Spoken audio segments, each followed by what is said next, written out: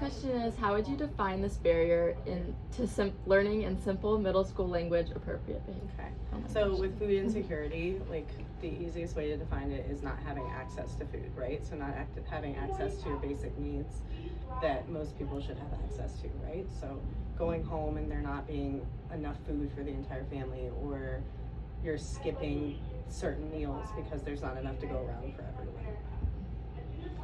What are the most common classroom challenges associated with this barrier? So in the classroom setting, a student that's suffering from food insecurity at home could present in like being tired, so sleeping in class a lot because they're not getting the energy from food to stay awake, right? They're easily distracted, they can have trouble concentrating, they can be more socially withdrawn, or they can act out a little bit more.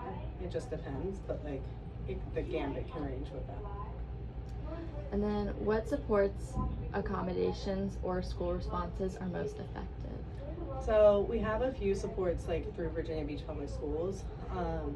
We have the beach bag program, so for students that are going home over the weekend that may be identified as a student that has food insecurity potentially, we send them home with like non-perishable items so that they have food over the weekend. They can also apply for the free and reduced lunch meal program, where their parents do have to apply for it, but if they get that, then at least they're guaranteed like a breakfast and a lunch at the school that they don't have to pay for, so we know that they're eating here. I know, like me personally, if I notice that there's someone that's really struggling, I might reach out to our school social worker and see if there are ways that they can reach out to them and the families to give them additional supports for help if they need it. How does this barrier influence a student's sense of belonging or emotional well-being?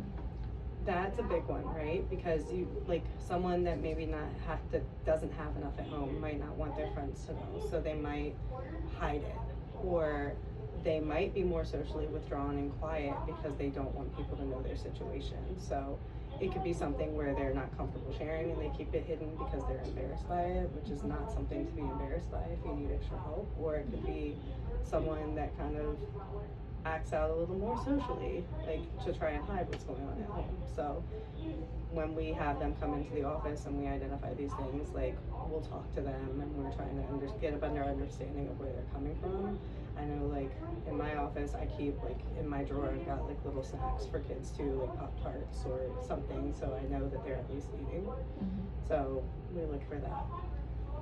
And then last one, how do schools sometimes unintentionally make things harder for students? So that's a tough one too, right? Because like we're trying to give them help, but sometimes people don't necessarily want it or want to be identified, right? Like, so the one thing I do like is like students that are on free or reduced lunch, for example, it's very, very private. So literally only a handful of people in the school even have the list of the names of students that are on it. So it keeps that protected and quiet.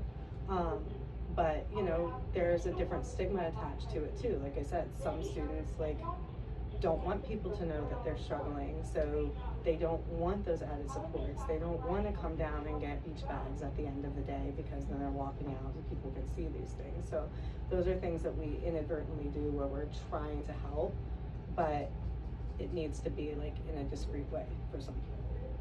Perfect. Thank you so much. We really appreciate it.